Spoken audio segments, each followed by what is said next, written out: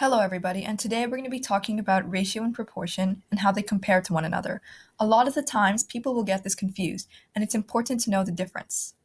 For example, if we have a ratio of 4 to 5, we get to write a proportion statement. We would write it as, if we had to solve this proportion statement, we would get it as equal, where 100 equals 100. Therefore, the ratio defines the relation between two quantities, such as A and B, or in this case, 4 and 5. The relation will give us how many times one quantity is equal to the other. For example, for every 5, we will get a 4. This does not mean that separately they are equal, but for every, say, 5 ice cream cones, we will get 2 people, like that. We make use of ratios to compare two things, and we use this sign to do so. Basic things to know about ratios is that when comparing two things, the units should be similar or have a relationship to one another.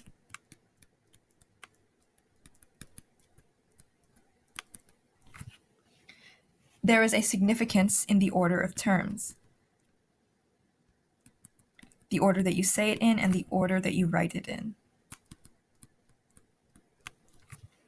The comparison of two ratios can be performed if the ratios are equivalent, like fractions. So now let's talk about proportion. Proportion is basically an equation that defines the two given ratios as equivalent to one another. In this case, the 100 and the 100, the 20 out of 25 to the 4 out of 5. For example, let's say that a train will cover 50 kilometers per hour. The train will also cover 250 kilometers every 5 hours. Now we have to remember that these are two different ratios. They are not the same ratio, but they can be a proportion. We would write this as 50 km per hour is equivalent to 250 kilometers per 5 hours.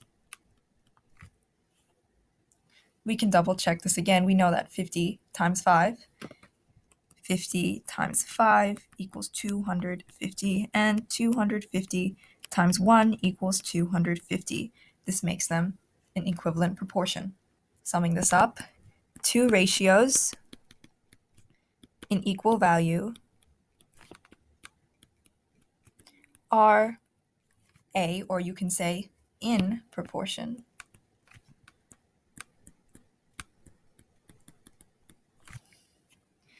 A proportion will compare two ratios as equal to one another.